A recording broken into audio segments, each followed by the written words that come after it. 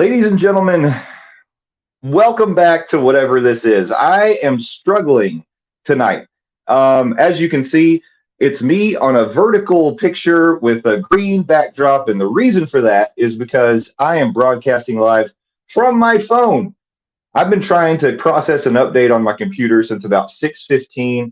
It's getting there, I think, but for now, we're not there yet. So we're doing something all new tonight where we're just making it work the best we can, the only way we know how.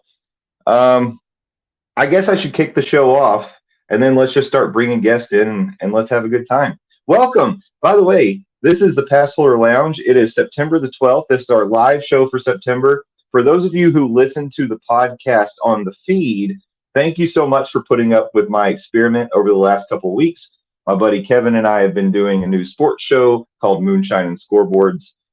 Kevin's been recording on a potato, and that's been going great for us. But aside from that, I've appreciated. I've got some feedback from everybody. I appreciate. We are going to put that show on a separate feed. So if you're like, I don't want this garbage on my Passholder Lounge feed, I get it. I understand because I've been there. I hate it when podcasts that I love to listen to start throwing in random episodes of other stuff. I'm like, that's not why I subscribe to this feed. So we'll get rid of that.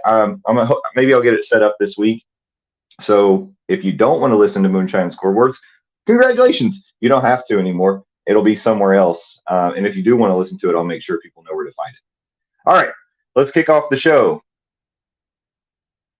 How do I start this show? I wanted to say welcome aboard the Monday Morning Monorail. Oh my God. The Passholder Lounge is open once again, and I am so excited to welcome you in. Hello, everyone. It's Justin Monorail back again here in the Passholder Lounge. Thank you for joining me tonight. If you're live, if you are in the chat, or if you're listening later on the podcast feed, I don't hate on you for doing that because at least you're listening, and I love having you. But if you're listening later, you're not getting a view of this beautiful face in the vertical picture set up from my cell phone. And so for that, I apologize. But you know what? I've got some friends that are already here, ready to join me for tonight's show. And I say we get that kicked off without any ado whatsoever. Let's start off with the man who is number one on the guest list, number one in your hearts. I don't know what number he wore when he played football for Bearden back when he was in high school, but maybe he can tell us. I'm hoping it was 69. But he is the man, the myth, the legend, Landon the Dawes Dome. Landon, welcome to the Passholder Lounge. Number one in your hearts, number 69 in your hearts, but more accurately, 56 on your scorecards. Okay. Whole lot of notes just coming out of the gates. Sure. If you're not joining us on the live feed, and there goes my phone into the floor, super duper off to a hot start. You are really missing it because Jay is broadcasting live from a toilet stall. Ladies and gentlemen, it's incredible. The acoustics are phenomenal. Listen, third caller gets a flush. So 656-8295. That's 656 flush. You get the flush. No, you get the flush. That. Yes. And then wow, whole lot going on, buddy. Hey, how you doing? I'm doing great, and I'm glad to have you. And Landon, can I tell you, you're sounding better than ever, my friend.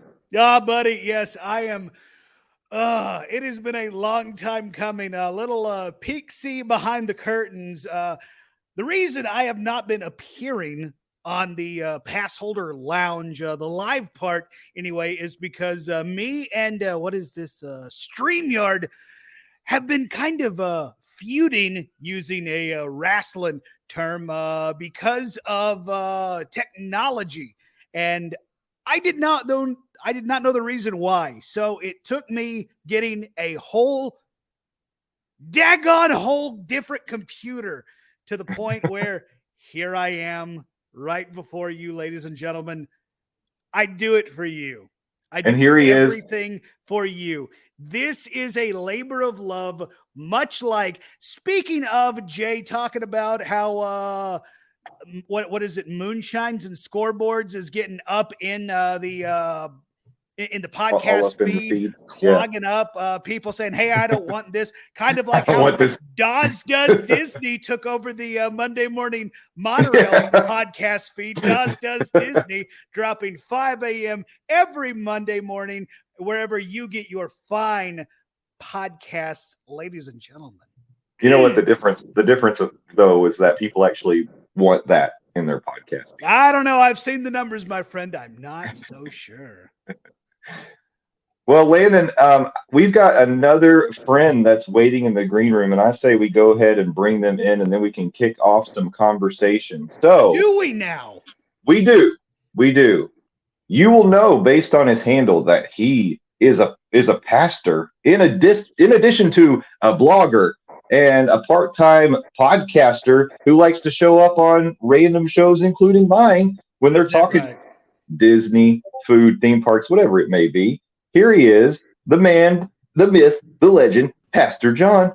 John, what's up? How you doing tonight? Wow. That is way better introduction than I normally get, especially in my faith-based world. So I appreciate that completely.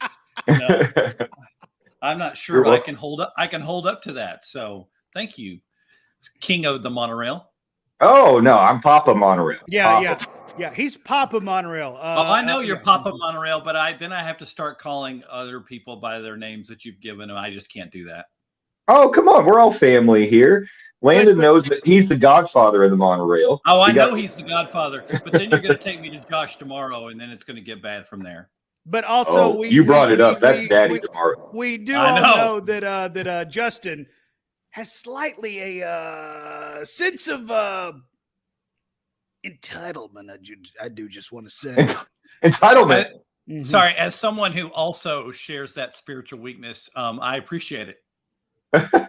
Wait, are you talking about? Are you going to bring up our Nomad Lounge feud? Is that what's about to happen? No, Nomad. No. We are not getting into this. What is it? Check my wrist. 7 minutes into this pod, we are not doing this. We are not derailing this. Can we please just move on? Can we? We're not going to discuss the Nomad Lounge with a food blogger on. Okay, that's good. That'll be good. That'll go well. Well, there we go. We discuss it ad nauseum. I think tonight we can do something a little different. In the spirit of the spooky season. How about that? That's right. Because I have a feeling that is what we're talking about, right? Well, I'm just shocked that Landon is talking about the spooky season because it's my understanding that he does not do as well in the spooky season. Landon, I did not prep John. I did not tell him to take a shot at you over your nerves. No, that was not a shot. I am a person who has recently converted to spooky season. I avoided it like literally the plague for years and years. But as someone who has listened to that show that drops at 5 a.m. on Monday morning, I know that you voiced your preference for Mickey's Not So Scary over spooky season. And as somebody who does listen to that show that drops 5 a.m. does Disney, wherever you get your fine podcasts, I appreciate that. And yes, I don't take that as a slide. I don't take that as a shot. As I say on my podcast, my very fine podcast, as I might say, Does Disney. It's not Disney versus Universal. It's not Disney versus Universal. It's Disney and Universal.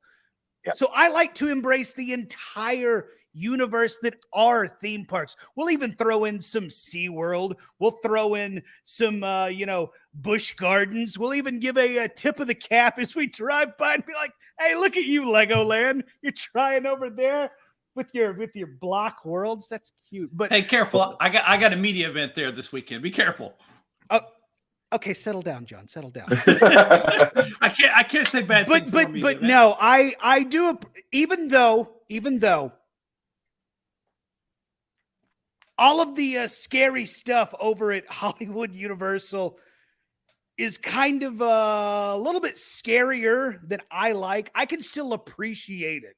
I can appreciate it from afar, but I do appreciate Mickey's Not So Scary. That is more my jam. But I am not gonna. What is it you say, Jay? Yuck on anybody's yum when it comes to Hollywood Horror Night. Yeah. I didn't invent that phrase, but I have appropriated it, and I love it, and I'm glad that you enjoy it as well. Hey, speaking of yucking somebody's yum, we've got somebody that just joined the chat, and I'm going to bring him in here right now because I think he's yummy. I don't care what anybody else says. And that, ladies and gentlemen, is our friend Skipper Bob. Okay, Skipper I thought you were going Bob. a different way with this. No, man. I'm concerned about the yummy part. Look at him. He's delicious. Look at that beard. Look at that shiny forehead. That is beautiful. Sorry, I haven't put on any makeup today. Yeah, you need a powdering, Bob. Hey, glad to have you tonight, sir. And I know that you've got some things to say on the topic for this evening. Before we jump in, I want to say hello. We've got people in the chat. Jeffers is here, and Jeremy dropped in. I think he's probably already gone. He just likes to show up and wave and run around and leave. Exactly. Donna's in the chat, and Steffers is in the chat. Here. Like literally the only one of you that I actually like here. Steffers is here. You like Donna.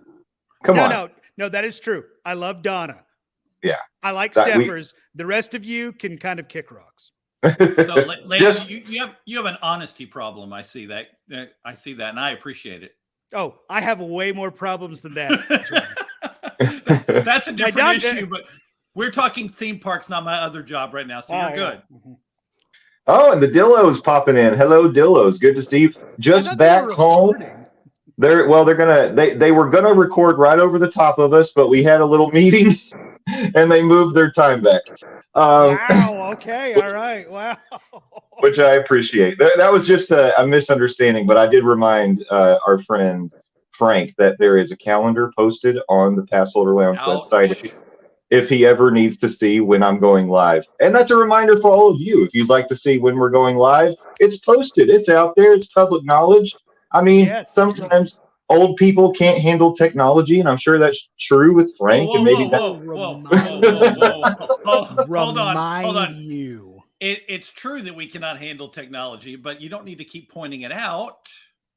Listen, John, as I told you when we were having a drink in Oga's on my birthday, I don't care how old you are. Frank's the oldest person I know. It's true. And you notice I did not dispute that fact. Yeah, it's fine. It will always be that way. I work with Phil Williams. That guy's 8,000 years old, but Frank is still the oldest person that I know. And I say that on a work computer right now. And Mary Berner from Cumulus, I hope you see this. Senility is real, he said, and he said it twice. I just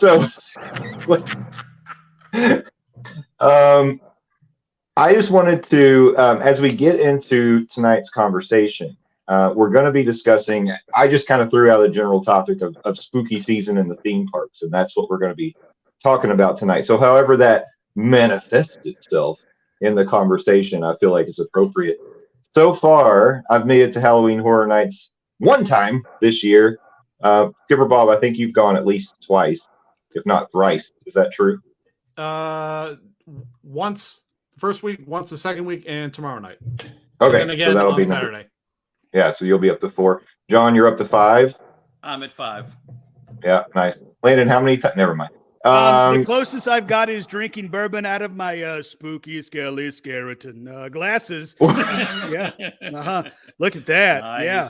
Well, I like that. While I spin it, it looks like they're walking around my bourbon. Yeah. It's pretty good. It's like an old Nickelodeon. I feel like I should be like, dropping a quarter in a machine. Yeah, y'all feel free to spend me money for that. That would be great. Yeah. You got to spend it much. You got to spend it much faster, though, Landon. No, because then I will get bourbon on said work laptop.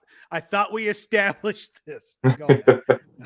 Hey, while you're talking about drinks, you've got bourbon in that spooky glass. I made myself a drink that some people may consider spooky. Now, this is a little bit odd, but I heard of it on a podcast that I enjoy called the Sloppy Boys podcast. Are any of you familiar with this show? It's fine. I'm not sure I could be familiar with that show. No. It's a drink where they review cocktails. Like they've been doing this. Okay. I guess they started just after COVID. They're is that a bit off? I think you should leave. I don't know. I'm not sure. I don't know. No, they started way before I think you should leave. So, yeah. But anyways, they usually stick to like traditional cocktails, but occasionally they pull some things in that are like some current cocktail trend, and this is an example of one of those, and it's super easy, so I made it tonight. The ingredients are Miller High Life, Aperol, and lemon juice. And that drink, my friends, is called a spaghetti. And that's what I'm having. I think that's called regret. No, actually, surprisingly, they're good. No, They're actually pretty good. No. You can't say no without ever trying it. You don't know. It's good. It's very good. Look at it. It's also kind of reddish. Oh, yeah. Look at it, everybody. Clearly, I'm wrong. Theme Park Rob says I'm right. So there you go. There's a person in this chat. Shut up. Dude, in this chat, there's one person who's tried it. That's me. I can tell you the taste. The rest of you, you can't. John, you're a food blogger. Do you make your judgments before you try food and drink? Because if so, First, I'm known as a food blogger, not a drink blogger. I bring in consultants that I trust first. And based on my research on this, when you mentioned the name of the thing, let's just say I might not be getting a great review if I were writing for Delish or Eater for this item. So, but I am glad you like it, Justin, because I believe in freedom and you enjoying your freedom. It tastes much better than a Miller High Life. Wow, I hope so. Wow, that is a long way to say no. I don't like it, sir. Sorry, did you see the Twitter handle? Of course, it was a long way to say that. Why would we take? I give instead of 20 words, I can use 500. Come on, work with me. Hey, Skipper Bob, you usually have something fun in your glass. You drinking anything fun tonight? Well, in honor of your recently moonshine sports show, I decided to get some Old Smoky Tennessee salty caramel whiskey. That is not a glass. That is a straight up bottle, and sir, I respect that. Well, yes, this is a bottle, and I needed a glass. Well, I mean, it's a glass if you drink it all at once. Come on. It's in a glass bottle. But for cups, I have my Horror Nights one, which I would love to talk about because I have some complaints about this sucker. Yeah, you should. And then I have my Blinky cup, which is Blinky cup. Oh, my Blinky cup's in the other room. I'm mobile. I could go get it. I was gonna say, dude, you literally are recording on your phone. You can literally walk out of the toilet you're recording of and go get it.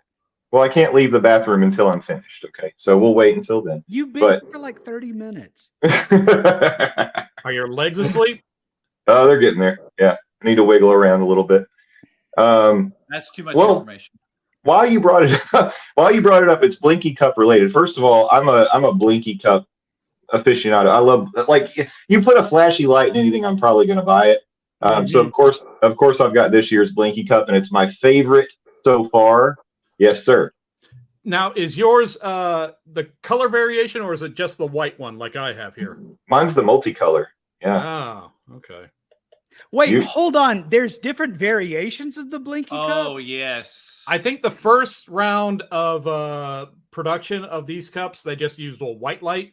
And after that, they used a color light variation. Because I got this during the Taste of Terror preview. Taste of Terror. So does that mean it's like first iteration / first edition is the white blinking one? Then after that, it's just multicolored? Seems like this year that might be true. It's like it's like Series 1 white light. And then regardless, you can't stick any of them some bitches in a dishwasher. So no. Hand wash only, my friends. No. But what issue do you have with that refillable cup, Skipper Bob? Well, this is my regular Universal Annual Pass one. We took off the lid here. So we have the normal opening, and then there's this gigantic air hole that just allows nice, easy flow. You're a gigantic air hole. You sound like my wife. Bird! John, how dare you say that? What? I can't. Oh my god. Sorry, I've said worse. I apologize. This is the lid for this year's Horror Nights collectible. It's got this flimsy little handle, which at first I thought, oh, that's pretty cool. But when I was down the Jurassic Park Cup had the thing. Yeah, but the thing is, if it goes this way, it feels like it's going to snap off. My main issue with this, it's got the extra large pour spout, but the air hole is almost non-existent. Yep. You can't get fluid out of this thing. Agreed. So I'm going to take a drill bit later. I'm going to make a larger hole for this sucker. Okay, Yeah. that seems a bit extreme, but I mean, I would agree with everything you said up to that point. So I can't necessarily disagree with your whole, mutilation to the drill top of it. Dang, I'm gonna give it a new hole. I think I'm that's a gonna good get way it real quick, y'all. That's a good way to take out your aggression on that horribly designed item. Yeah, I was not That happy is with kind that. of wild. That seems like that's a base at this point. Travel cups are like just like every shelf, every store has travel cups. You sort of know you've got to have that airflow hole. It's kind of a surprise that was overlooked. Hey, real quick, Skipper Bob, can you put up the cup and give the look of this year's design to the camera? Yeah, we got on the back. It's just regular skulls and crows and whatever spooky. Okay. And then we have the front, kind of Ooh. like the Ouija board. I love the design. It's really cool. nice. I dig that. That looks cool. Yeah, as far as That design, looks really cool. This is that awesome. looks cool. That does look cool. I'm not sure. Damn, I really think- kind of wish I was down there to get one. Okay, it's about Well- the same size. I was wondering if maybe this year it's a little bigger, but it is not. It's and the cat in the very center is really cool with the eye for the Halloween. Yeah, that's I awesome. know. It's a neat cup aside from one thing. The Blinky cups also have that Ouija design to them, which I think is pretty cool. But Will Skipper you hold that Bob one? will painstakingly fix every single cup that is sold. Just come by his house and he will hit it with his drill bit. $20 each.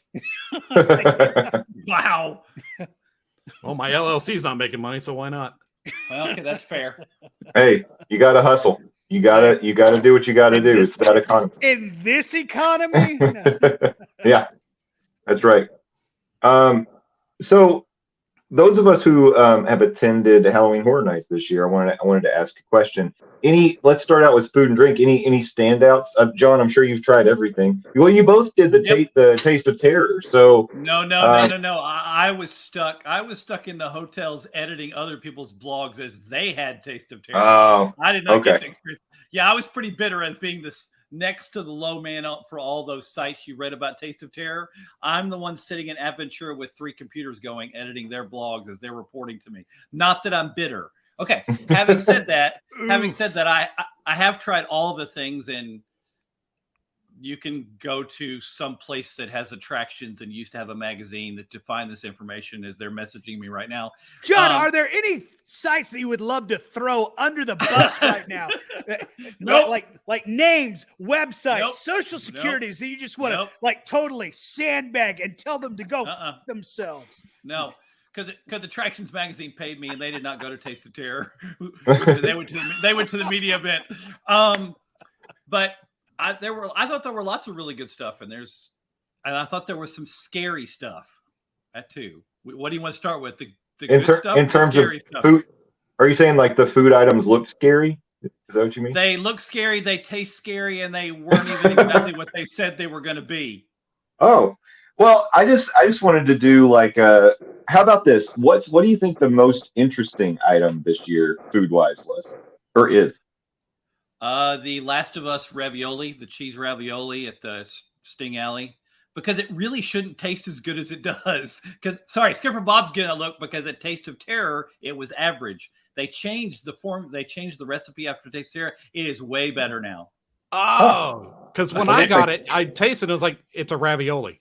It's just a basic Chef ravioli. Boyardee. They adjusted the sauce and the mushrooms and the other things that came with it, and you do get the collectible can that comes with it, and which costs you $5 over at Green Eggs and Ham Cafe, and it's only $9. So if you do the math, a $5 can and a $5 entree, that's a pretty good deal at HHN. That's not a too brand bad. investor discount. I was surprised that was so good. I had the butternut and duck confit galette over at near Springfield. That was shockingly good, but I'm concerned about the quality in the long run. Yeah. Okay. The Stranger Things items were all pretty good. And I got to get the right name. The sour apple pie funnel fries because we know how much you love Oh. the petrified rat funnel fries from Oh last my year. God, those were disgusting last year. I hated. They eliminated the savory and the sweet component, and they went with kind of a sweet and sour component. It actually works really well. Okay, it sounds interesting. I mean, I'd be willing to try it. Of course, my goal this year is to finally try pizza fries. We'll see if that happens. I know I've never done it. Wait, was there a reason that you didn't try them before? It's always on the list, and then You it's just ran out of time. You were we're just always going. We're getting like chaining those houses together and hoping to stop and queue is grab it. ridiculously long for Yeah. average food. Yeah, all right, okay. It usually does have a long line, and it's kind of like set in the back there. Near okay. So this is like one of those like must-do foods when Well, it comes it's to like Halloween Horror Nights. it's like the twisted tater. Like people just like you associated it with HHN. Generally, you but have to pay extra for a twisted tater. I don't necessarily even. I don't like the twisted tater. I think it's very average. If you like salt and grease, then you'll like the twisted tater. I think I need Skipper Bob's input on this one because I need a more veteran HHN person. Not long ago, your food options at HHN were, how do I say this nicely? I hope you enjoy a bad burger, some pizza fries, and maybe some twisted taters, and that was it. I remember when Twisted Taters debuted, everyone was like, "Oh man, that's unique. I wonder what that's like." And it's like, it's a fried potato on a stick. A spiral fried potato on a stick. Has to go to Vegas for that. Yeah. So at least now, even though there were some significant misses, at least they're trying to make food. And of course, those of you who've been to HHN already, if you thought the food queues were long before, you should try this year. It's bad. I feel like I should be working for touring plans and saying how long it'll be a 35-minute wait if you go at this time. I mean, I think I'm going to submit that in a Slack group tonight to message them and see if we'll do that for this year because it's pretty bad. Yeah, but I think lines generally are long. I mean, especially if you go on a weekend, HHN has been packed this year. I still think I made this comment last year. I think it's true this year. I think they're overselling the frequent fear and rush of fear passes, and that's creating a big issue that maybe wasn't quite the case in September in the past. And I'm sorry I missed out on those old September days when they were lower crowds and you could actually do stuff. Because now that I actually am on board, it's crazy and it's hard to get everything in one night. You really can't most nights. All right. I do have a random question for y'all that have had the chance to go to Halloween Horror Night. I'm going to pull my shirt up. I'm wearing a Voodoo Brewery shirt right now as we're recording. There is a certain green beer that I fell in love with when I was down last year, a Lacto Cooler. Yeah. Down at Halloween Horror Night. Is that still available at Halloween Horror Night? It is. Yeah. Okay. All right. Good deal. And there's also a version at another place we may talk about tonight. Okay. Yeah. Well, so I actually asked around about that because Cocktail Bob told me that he had heard that there was like a red one. And so, and I have had that one. That one is, it's all right. So I started asking around about it, and the team members, the team members that I talked to were like, that was available on the first couple nights, but it was limited edition. We ran out, which I think wasn't even true. I think come on up to Knoxville. We still got it. Yeah, well, I think so they still have. Are you telling me that cast members and team members don't always tell the truth? What? I'm just saying. I think they just give you an answer whether or not they know the truth. So, and in this case, I think that they. But also, it might be just based on what they have there. So there's that. So. But he was saying generally it doesn't exist in the park. So I was like, where can we get it? Yeah. So anyway, but that's fine. If it's not that great, then I don't care. But the Lacto Cooler, of course, is there. I had a couple of them on Thursday last week. Delicious. I mean, like me and the Smoking Hot Girlfriend fell in love with the Lacto Cooler. And when we found out that a Voodoo Brewery brew hub set up in our backyard here in Knoxville, Tennessee, we were so excited to the point that we go on a regular basis to go get Lacto Cooler on a regular basis. But unfortunately, it is sold out on a regular basis. So, you know, I mean, it's one of those things. It's even though it's here, it's still kind of a hot commodity, if you will. Yeah. Skipper Bob, I wanted you to weigh in on your most interesting food or an item that you thought stood out to you this year. I left you lots of choices, Skipper Bob. You're good. Yeah. You should be good. I actually wanted to pull up a list, so I actually called the things what they are and not. The Fritos bag full of crap. No.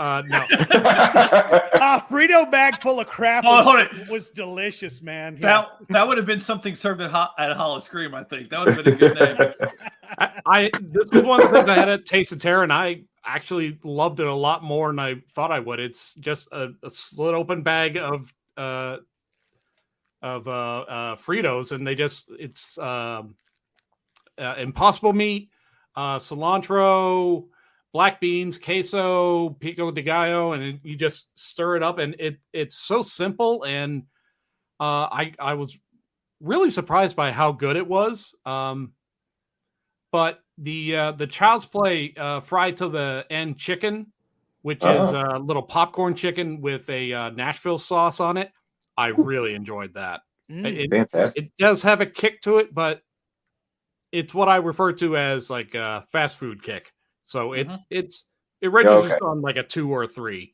Gotcha. Yeah, if you had the old Nashville hot mac and cheese when they really used the Nashville hot sauce, this doesn't even come close to that in terms of spice.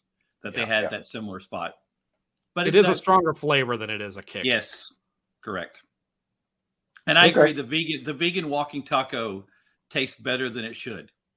And you get a gigantic, like if you're used to walking tacos with these average little tiny bags of Fritos, you are not getting that. You're getting the commercial size, at least 3 or 4 times the normal size of a bag.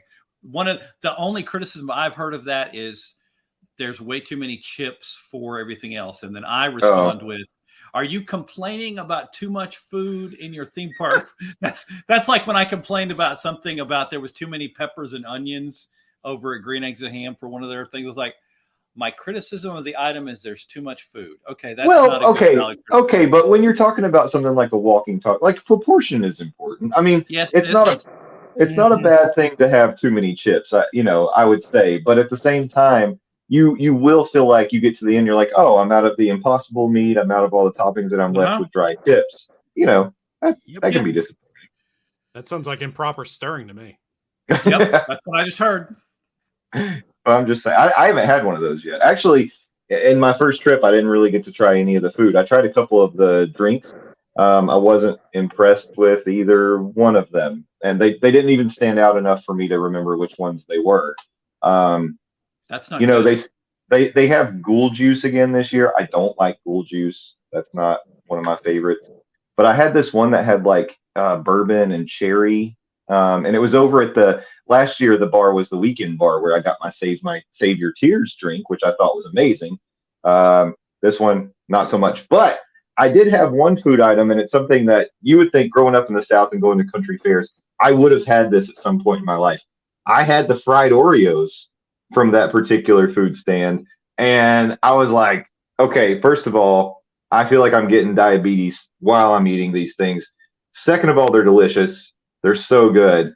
But I was a little surprised because on the menu, I think it calls them confetti cookies.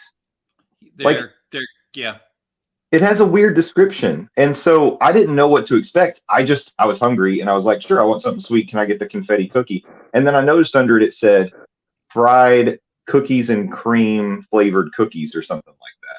It has like a really generic, because they're not going to say it's fried Oreos, right? So I seem to recall they say Oreos in that description, but you go ahead. Maybe they do. I did not read that on the menu. Or the other option is, do they have another cookie that I ordered, but I got the fried Oreos? I don't know. But anyway, they give them to you.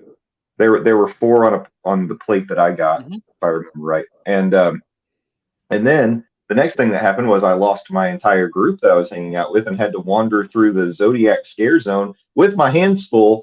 And I became quite the target for the scare actors who thought it was real funny to run up to me while my hands were full. I offered one like a a cookie. running theme with you. Yeah. I actually offered one a cookie because I had that feeling. I was like, there's someone right behind me right Is that now. frowned upon? Can you offer the scare actors? I've heard this story already. Let Justin finish. Yeah, so he came up, he was right over my shoulder, and for some reason, while I'm walking through the scare zone, no, I don't know why I'm holding it like this, but I was holding it up near my face. So he's standing there, and I notice, I look, and it's one of the scare actors. It's one of the chain gang, one of the chainsaw gang, and he's got like a hood that has like the blank face on it, and so it's just like, oh, and I said, do you want a cookie? And he said, he looked at me, he looked at the cookies, he looked back at me, and then he said, how am I supposed to eat that? I love it when you can throw him off character. Yeah, Fair so he question. broke character. Fair question. Yeah. And then I said, well, I don't know, but I just wanted to offer. And he went, well, thanks for the offer. And then chainsaw right in my ear.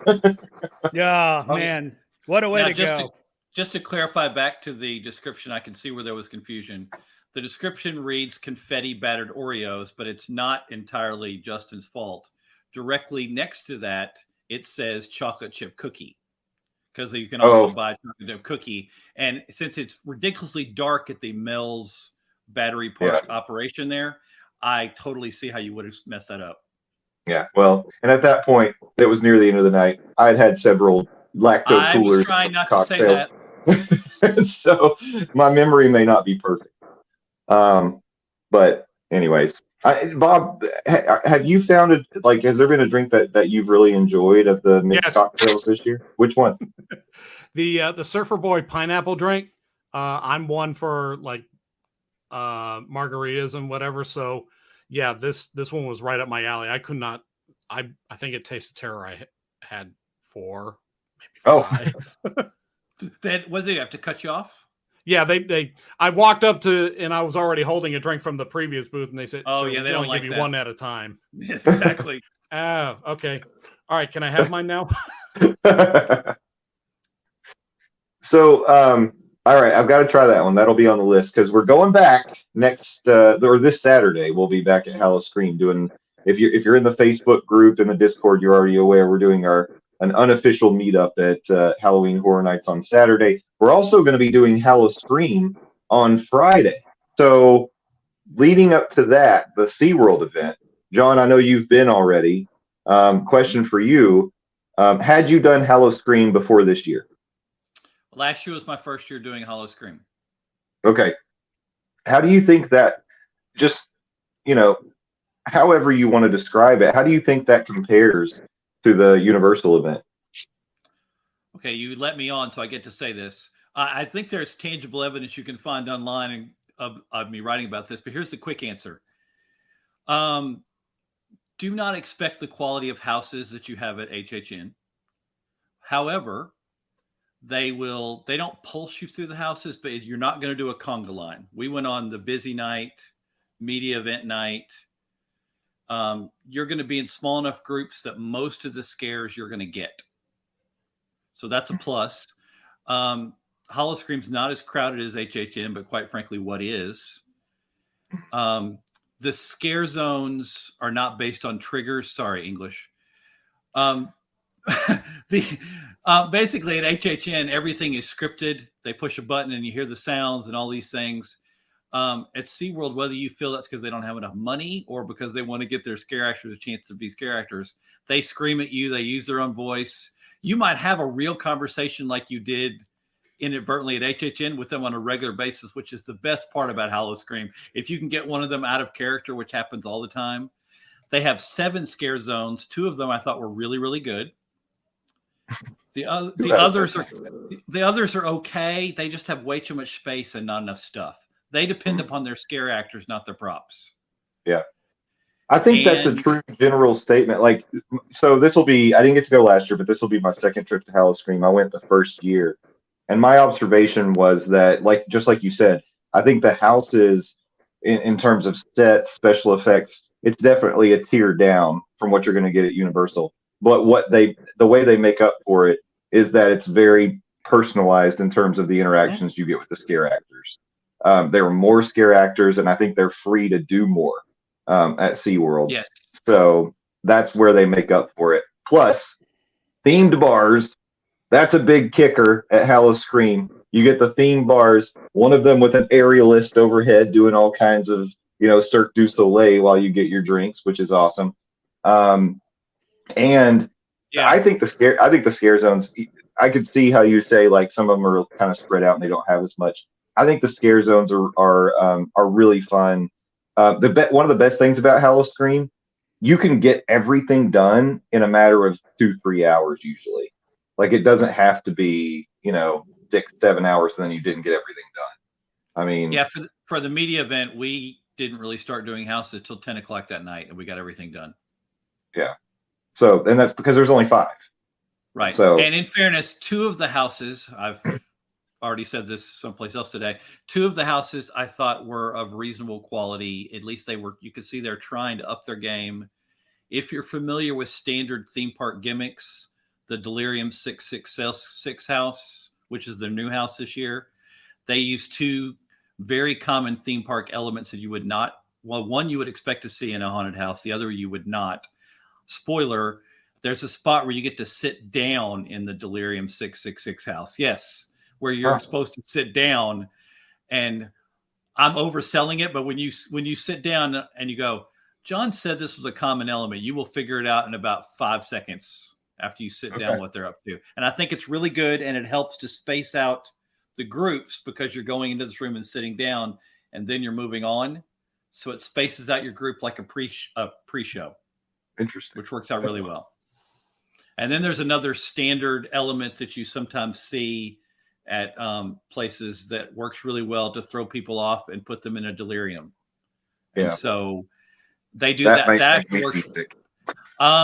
That one worked really well. I did not know that was coming. That worked really well, actually.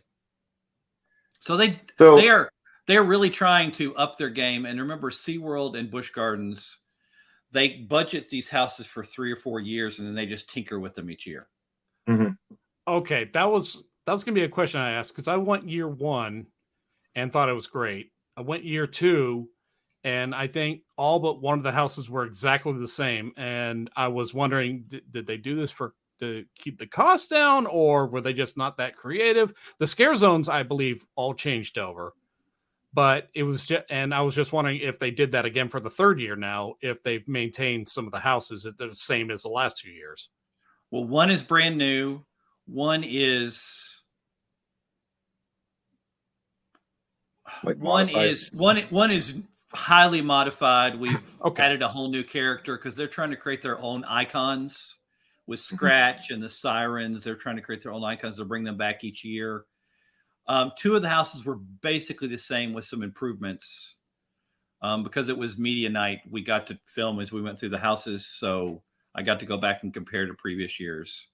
And so they're pretty, and one of them, quite frankly, the only change they made is how you entered. And so there wasn't a whole lot of change, but that's the criticism of Busch Gardens Howl-O-Scream is those of us who I was going to say live here. I don't live here yet. Those of you who live in this area, who drive to Tampa, you're like, I drove all the way for one house that's different, which is a common criticism. Oh, I didn't realize that their houses were basically the same as the ones at SeaWorld. Yeah, they budget the same. No, they're different houses, but if you've been to Howl-O-Scream at Busch Gardens before, which is a far better event than Howl-O-Scream at SeaWorld, you'll see very similar houses because they budget them for 3 or 4 years at a time. Oh, okay. Oh, but they repeat basically.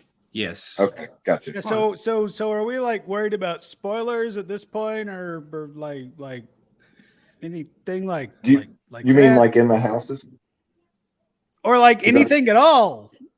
Because let's see. Good. Bruce Willis was dead in The Sixth Sense.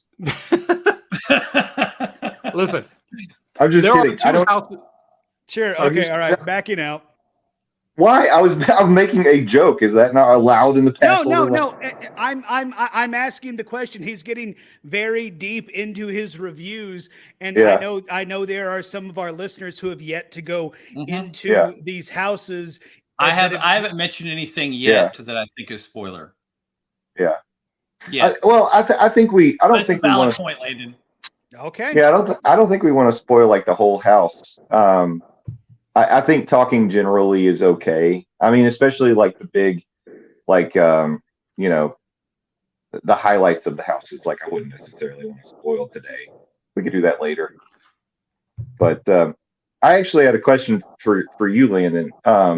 This year at Halloween Horror Nights, I know you were excited to see they were doing a Dueling Dragons house, Yeah. and then also there's Last of Us, which I know you're a fan of video games.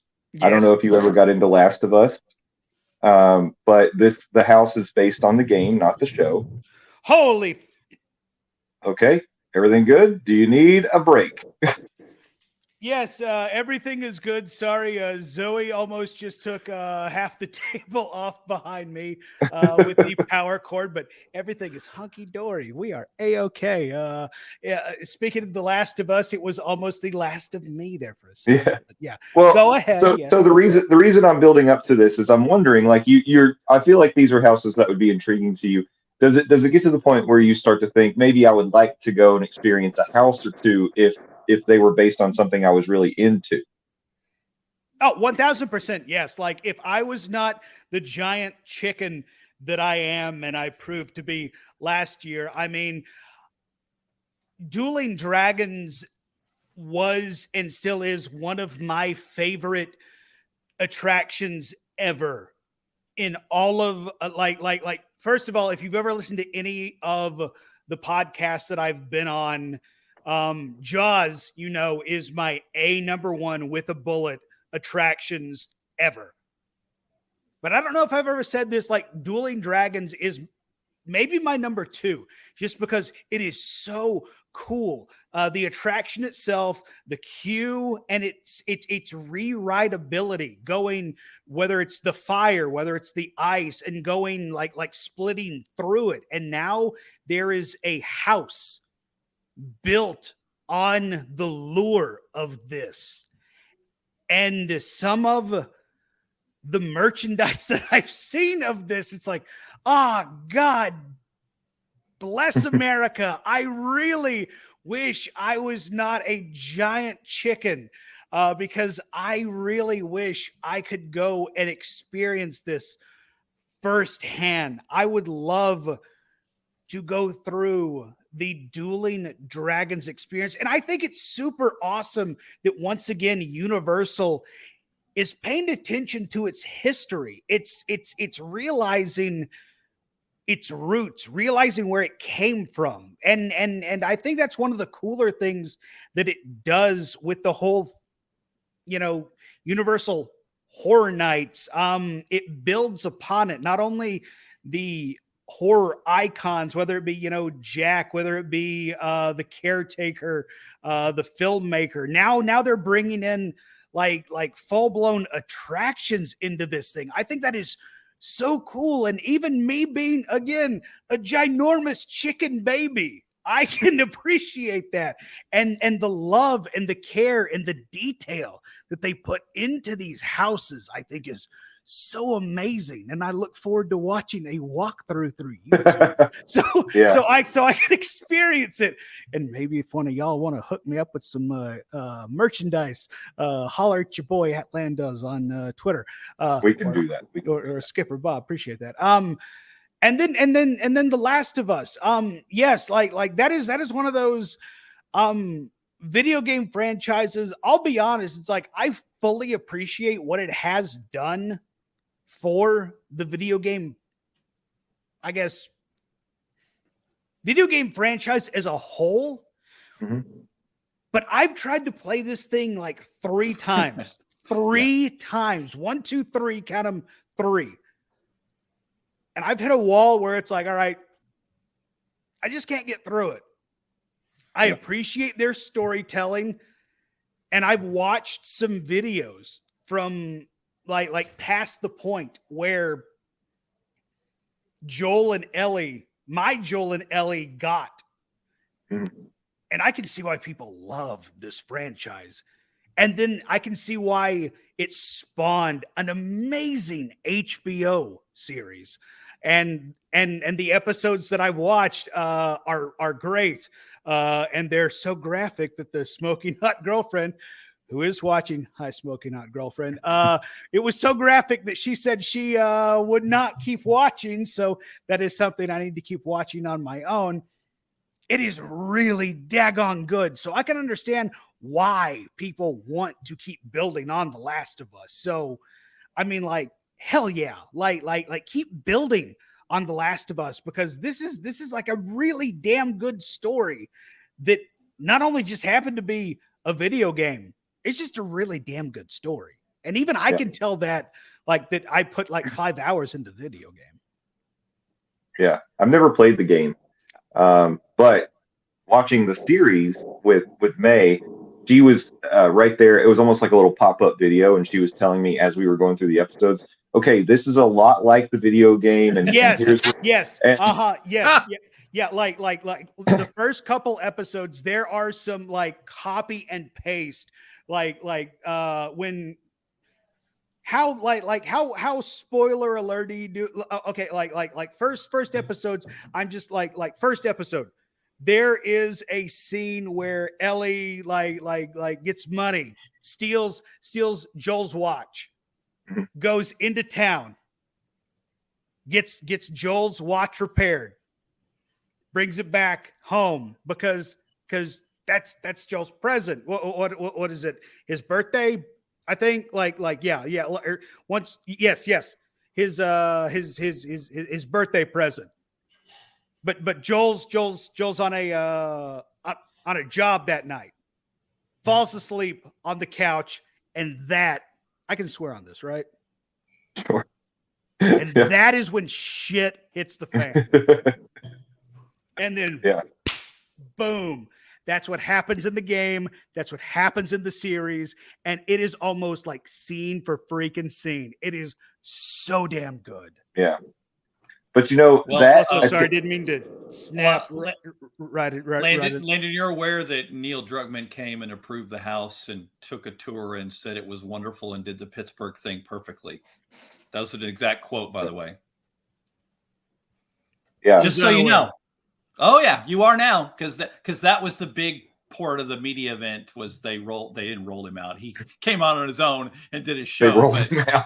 Yeah, sorry, that sounds like he's old like me. But he came out and he was just impressed. And if obviously you probably know the history of the 2 years where he said to HHN, depending on what sources you say, he said to HHN, "Hey, my video game would make a nice house." And Michael apparently said, "I agree. Let's talk about it." And so that's how all this came together. Hey, I know a guy. Yeah, exactly. Wait a minute, I got an idea. Apparently, he's not wrong, and No, he's not. And we've seen videos. Clearly, I'm not gonna actually go do the dang house once again. Big giant man, baby chicken, bagok over here. But I've seen videos of the Joel and Ellie out in front in the queue before you, or maybe it is. Hold on. That's in Hollywood. That's not in Orlando. Yeah. Now he's contemplating buying flight tickets. No, that's not what I'm doing. Okay. I do want to speak on one thing. Yeah. Landon is probably going to really appreciate this. One of the houses actually got me kind of emotional. Yeah. In the Darkest Deal house, the story is the devil makes a deal with a blues musician. To clarify, that's the controller, not the devil. Universal would never call him the devil, but you're right. Go ahead. I'm paraphrasing. Okay. So he makes a deal with this music performer to make him like this awesome performer, but his soul belongs to whatever you want to call him. Mm-hmm. So you're going through like all these Mississippi style scenery type of places, in a bar and a performance hall in the back, like on a porch, and like all these kind of like backwoods situations. There is one scene in the house where there is a solo rocking chair with a short brim fedora on the handle, and I am 100% sure that is a tribute to Bray Wyatt. Oh, yeah. I stopped in my tracks when I saw that. It's like, it fits the theme perfectly, but at the same time, it's too good to be true. Yeah, that's awesome.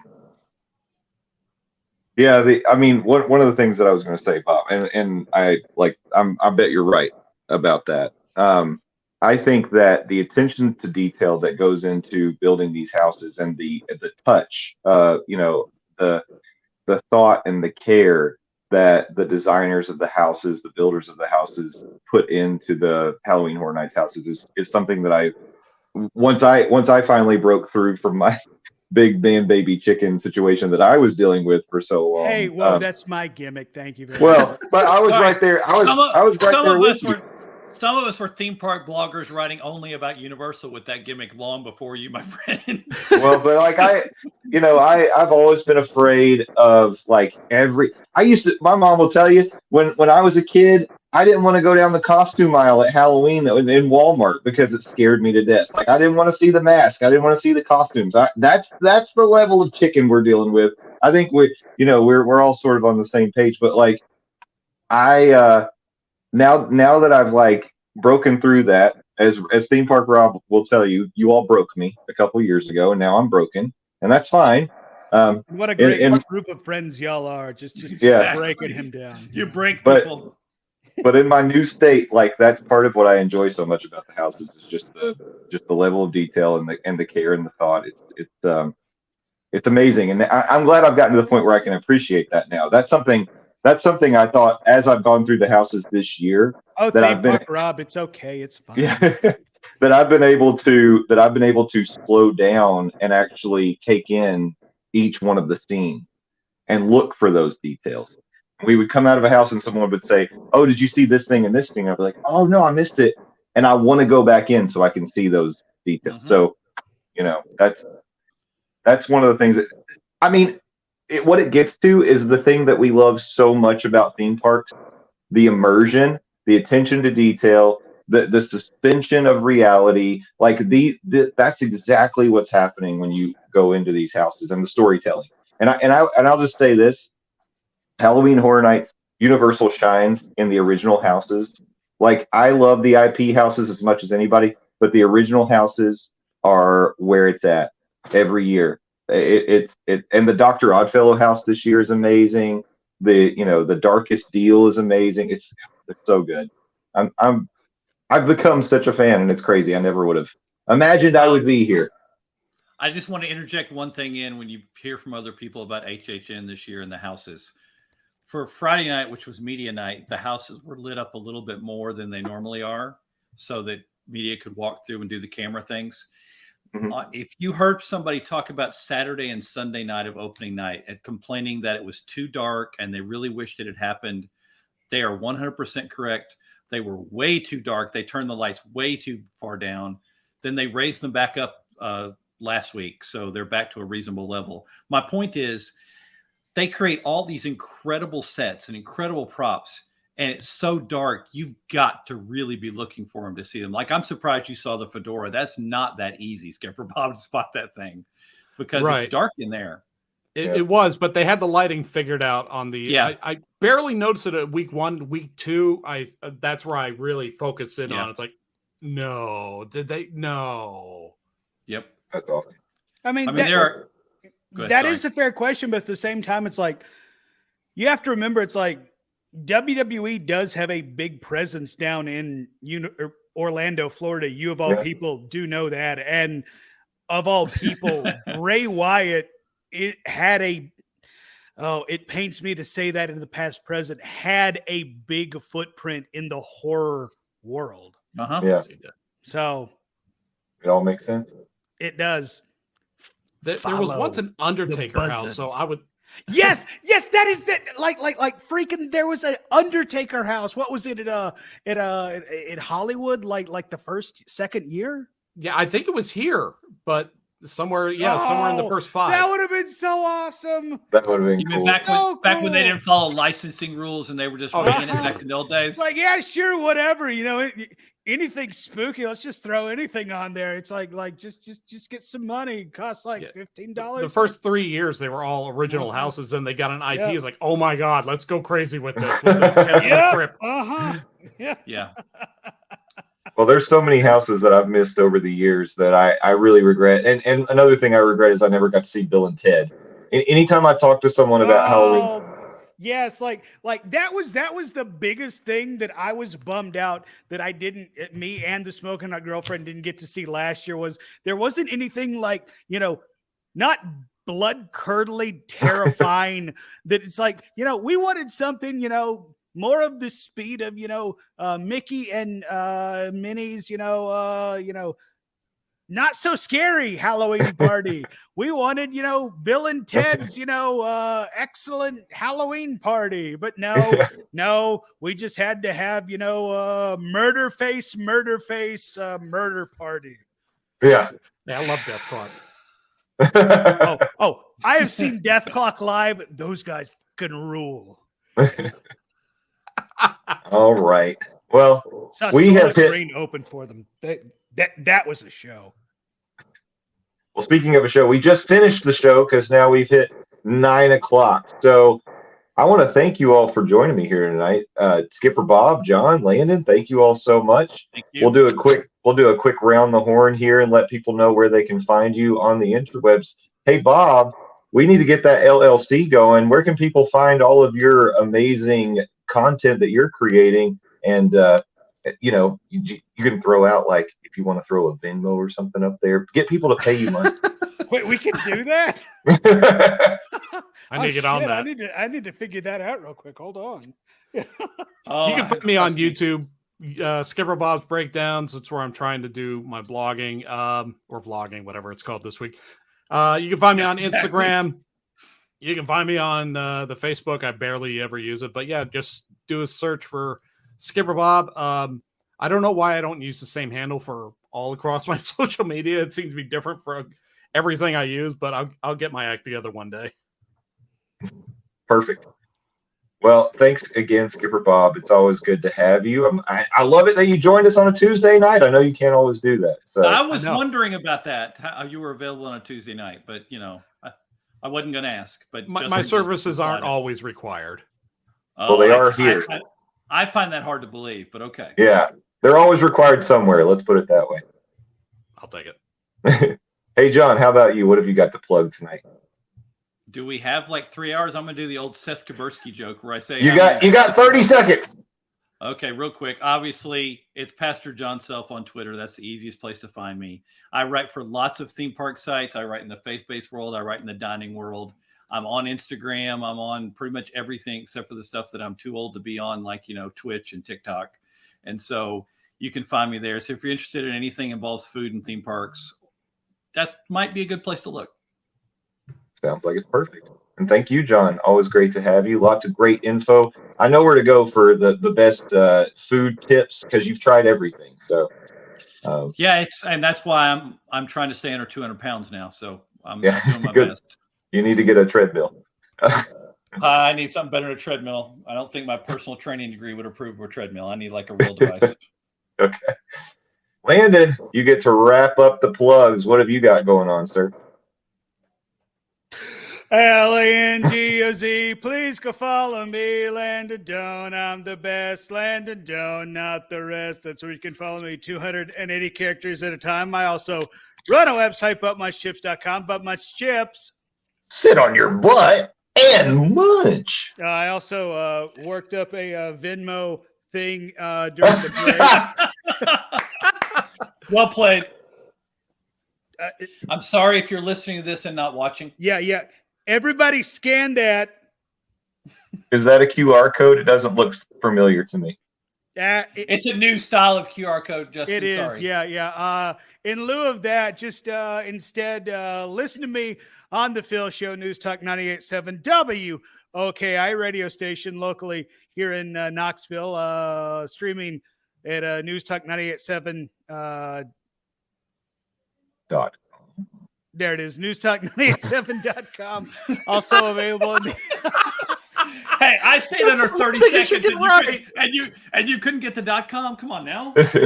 Y'all, I've been up since 4 a.m. and I didn't even have my nap today. So streaming available at newstalk987.com, also available at the iHeartRadio app and the News Talk 987 app as well. And also, I've been playing around with these fun Lorcana cards as well here in the. I'm tired of writing about those. Here in the. What are those? Of course, you have. Oh, I'm lost. I don't know what that is. It's kind of like Magic meets Disney, and is a Disney fan and somebody who's played Magic the Gathering forever. I'm very interested in it. So you know what? I'm gonna check it out for a little bit, and Okay. And I'll maybe I'll talk about it on my podcast if John doesn't steal my goddamn thunder on it. So there we go. He's already done it. That he has. They're wonderful. There's a reason that you should cover that in your podcast, because let me tell you, some of my bad articles have gotten lots of hits, so you should do that. There you go. Get the hits. Get the hits. It's a hit parade. Well, thank you all for joining. If you're here in the chat, thanks for joining in the chat. If you're listening later in the podcast, appreciate you too. But you got to join us live. You're missing lots of the fun antics if you're not here on YouTube on Tuesdays, our once a month live show. But thanks for putting up with us. We've had a great time, and we will save you a seat. We'll be right back here in October in the Passholder Lounge. Love you all. Be good to each other. Be excellent to each other. And party on, dudes. Bye-bye.